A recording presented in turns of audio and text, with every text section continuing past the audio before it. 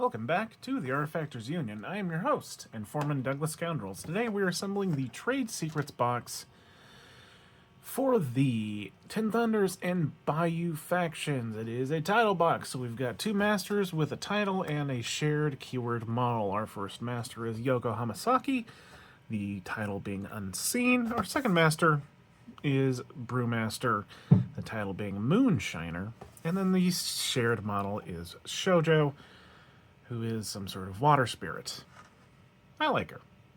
That's our artwork. Renders in the back. Youko looking like a ninja.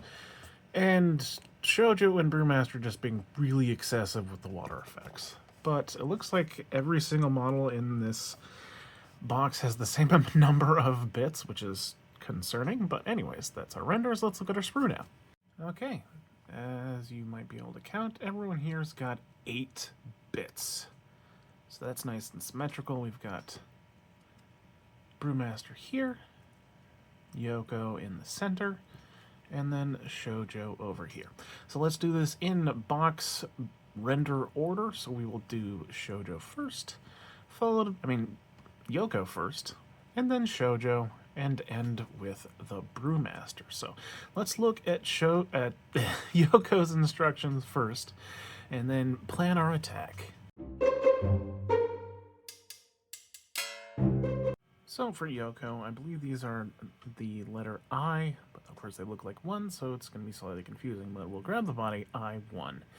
Then do the right leg I3, as well as the left leg I4. Then we will add the sword on her lower back, which connects to these 2 connection points, followed by the sash ribbon thing around her waist. And then we can go ahead and do her right arm, her left arm, and then her head. So grab I1 and then I3 next. Okay, for I3, there is a pill-shaped connection tooth right here, which is sadly also connected to the sprue. So while you're cleaning this part up, make sure you don't accidentally shave off the pill shape here. Try to keep it intact. I'll clean that up and show you what it looks like afterwards. Alright, that's what it looks like after cleaning up. So now let's go ahead and add that as our right leg to I1, going right here. Sticking it way out there. Now let's do I for the left leg. She seems to be upset over the fact that she's on a 30mm base, so she's going to make things difficult for us. Alright, I7, the sword, goes back here. You see these 2 connection points, and they're going to correspond with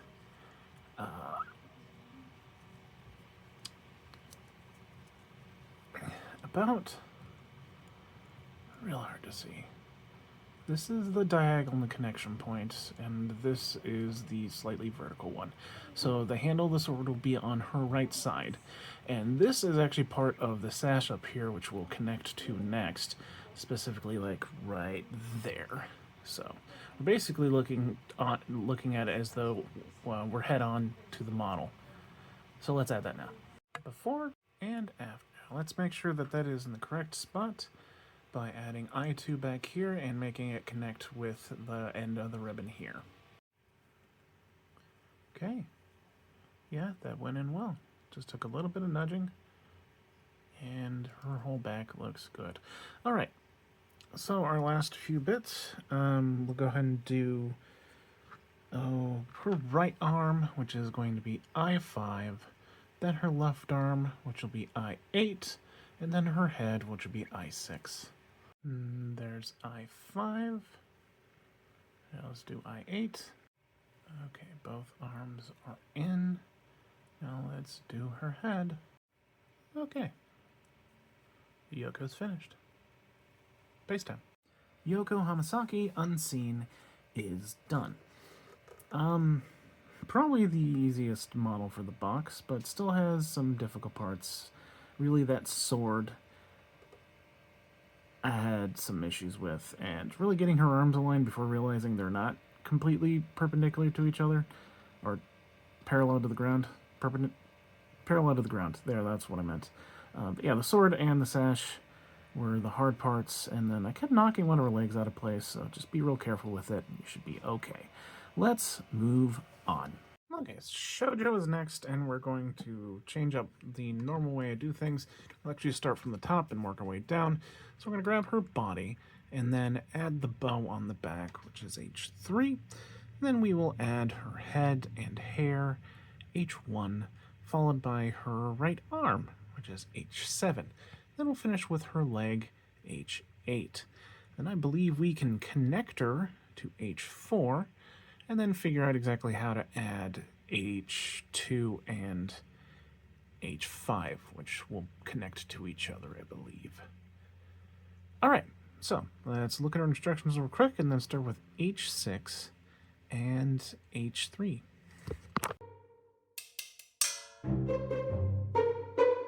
One thing of note, this right here is the top of the bottle, so don't cut it off. It's half of the top of the bottle. The other half is on the liquid that's right here, so you can kind of see that flat connection point, so be careful clipping that out. All right, here is our water spirit body. Our bow H3 is going to go on the back. Just do some quick dry fitting to figure out orientation. But this is what the orientation looks like correctly. This is it on the back side. And it will just go right on there. Okay, bow's in. Now let's put her head on the neck stump. Hair covers up the bow, so we need to do that first. All right, there is the head. It was kind of difficult to get on, but the key thing of note is that you see the sort of neck muscle right here that is going to go into the space between the head and the hair, and then everything just sort of seems to sit in place after that. Just don't play with it too much. We'll make sure that it's correct later when we add the basing bits, but let's go ahead and add her right arm now, which is H7. That'll connect to the bottle in her hand as well. There's the right arm looking nice and pretty. There's our connection point to the bottle. All right, H8, the right leg is going to glue right in there. And there we are. The ankle will connect to her robe down here. Keep that in mind, another place to glue. So I'm going to go ahead and cut out H4 here and figure out how that attaches to everything. All right, pretty simple. We've got the sleeve of her right arm, which will connect here. You've got her hair, which will connect right here. And you've got a pill-shaped connection point on her butt that will go right in there. That pill shape. All right, Adam. There we go. Oops, I'm probably gonna need to fix that now.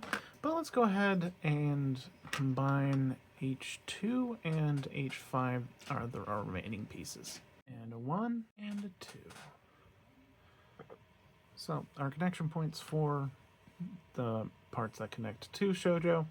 You've got this pill shape right here, as well as this entire long connection point. Pill shape is going to be on her bottom right here, and then that long side connects right here on this bit. Okay, I think you can probably glue that knee to this right here. But, yeah, she's all done. Put her on a base. Shojo. She's done. That wasn't easy. Relatively difficult, but I had a lot harder time the first time I assembled her. Say hello to Nesquik's Shojo. But getting the order right, which I do believe the order I did it in is the correct order, made things considerably easier. Definitely do the bow before the hair, definitely do the hair and arm before the rest of the water effect, and it should be okay. Hardest part for her, for me, was getting that head aligned, surprisingly enough, but I think that was just kind of a dumb mistake on my part. I didn't realize she was turning her neck so hard in one direction. But once I figured that out, it's relatively simple, and goodness, she is pretty. Alright, let's move on. Brewmaster is our last mini, and also probably going to be a bit of a doozy to assemble, but we are going to start with the body, and then we will grab his, I've got this, there we go, that's our orientation. Start with the body, And then we'll add his other leg as well as the back flap on his butt. And then we can add the right arm as well as the left arm, which is right here. And then we can go ahead and glue the gourds on his back. And then there is an additional alcohol effect that will connect to that, which is this one. And then we will attach both this gourd here and this gourd here to this splash effect. And then we're done. So let's look at his instructions and then grab G3 followed by G1 and G5. Alright,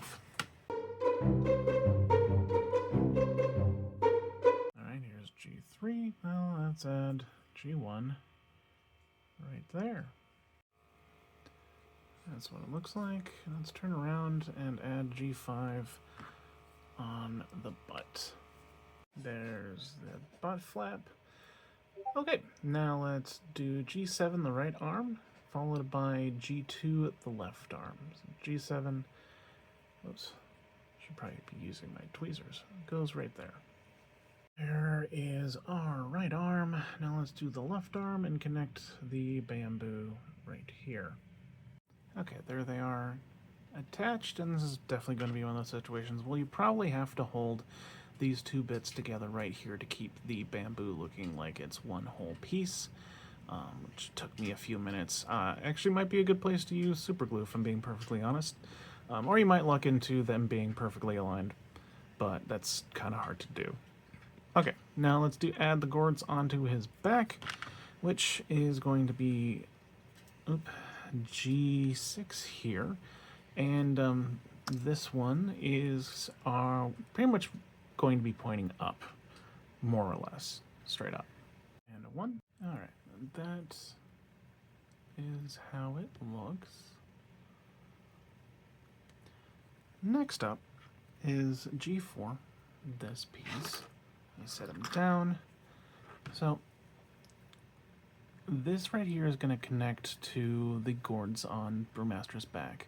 And this is a gourd that will attach to the one that's beneath the bamboo pole. You can see just the tiniest little nubby connection point there, and that will correspond to, whoops, excuse me, this right here.